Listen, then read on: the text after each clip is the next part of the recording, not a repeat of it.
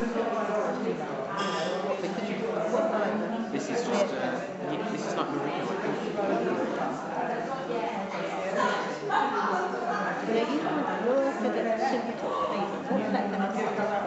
It goes faster and it's much better for fine stuff. It's double dry.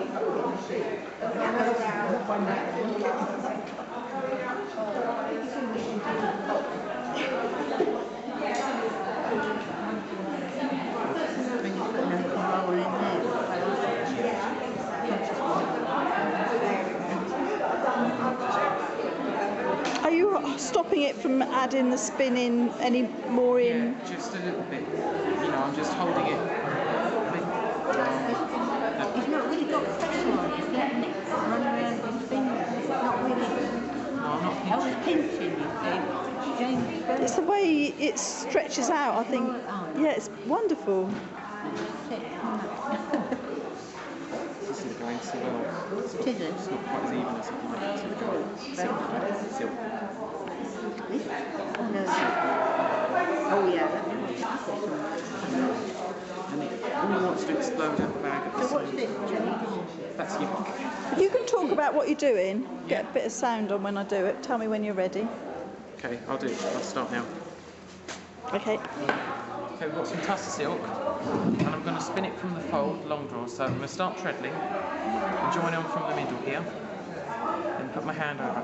Now with the silk, just draft out, nice and lightly. And because it's strong, you can get a good long draw and get it nice and thin.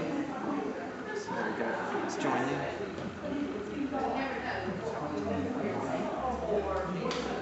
And just draft out and let some twist in. Not really pinching. Just keep it nice and even. So you're building up some twist and then you're just drafting back, holding the fibre nice and lightly. So give it a bit of a stretch back with your hands. You can get some nice fine yarn. And I think I'm on about 36:1 ratio. And I've got fairly high take-up tension.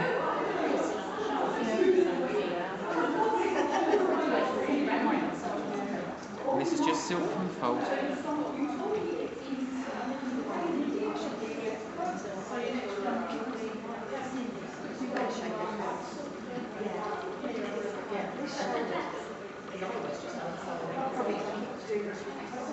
How do you know when you've got enough spin in the length? You have to kind of feel, and you kind of get a feel for it after having done it for a while, and you just have to feel. I mean, if you have to make sure it's going to keep together. So, I mean, if you can sort of, it's basically when it stops wanting to pull out anymore. I mean, that's stopped now. So you just kind of let it draw in after that.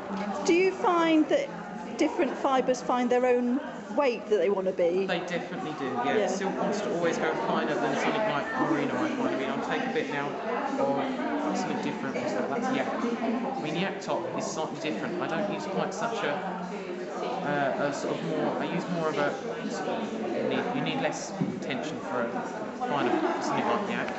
I kind of like to let the twist grab a bit and almost draft it a bit more like cotton.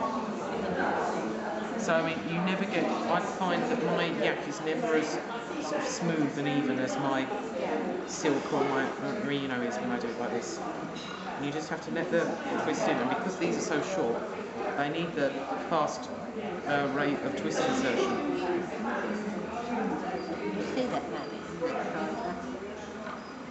I mean, you can Put that one in and that's such a thick brown. Never like that top.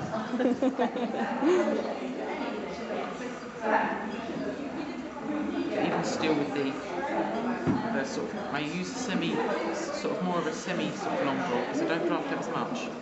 Okay, that's because of the short staple. It tends to, I think yak is one of those things that almost wants to draft a certain way, and you just have to kind of go with it, and you can thin it out, but I don't think you'll ever get rid of all of the lumps. Cashmere bit the same. Yeah, cashmere.